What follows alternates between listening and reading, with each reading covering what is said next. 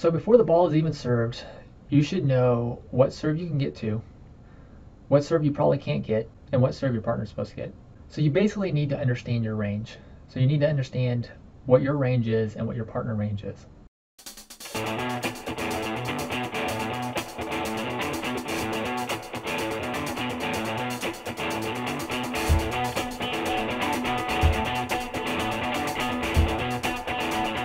The range is basically how much court you can cover. Here are some characteristics of some players that have really good range.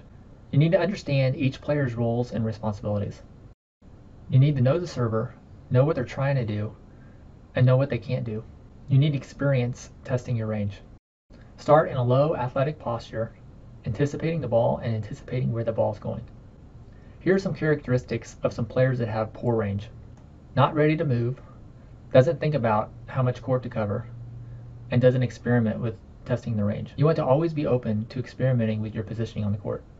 If you are improving, then your starting position should be changing. Also, if you are struggling, then your starting position will change. So how good is your range? When thinking about range, think about how well you can cover the court. In this example, two players in serve receive. This player is standing really deep near the end line. If this player can play a ball that serves short, then that player has really good range. Some players are better at taking the short serve, and they are better at the short serve than they are at the deep serve. So you need to figure out which serve you are most comfortable passing. If you are more comfortable starting deep and coming in short, then that's what you should do.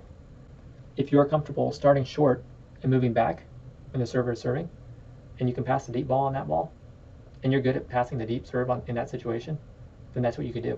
What's important is to constantly be testing your range. If this player isn't comfortable moving deep to pass, then starting deep could be a better strategy.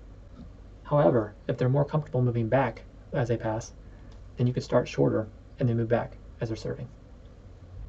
So what you want to be doing is you want to be trying to figure out your range and figure out what your range is. Here's an example of why this is important. If this player can easily get a ball that's served in front of them, they should move back. They should start further back. It doesn't make any sense for them to start so close, especially if they struggle passing the deep serve.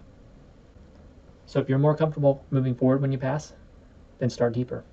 Serve receive is usually a mind game between the server and the receiver. For example, if you want to be served short, then stand deeper.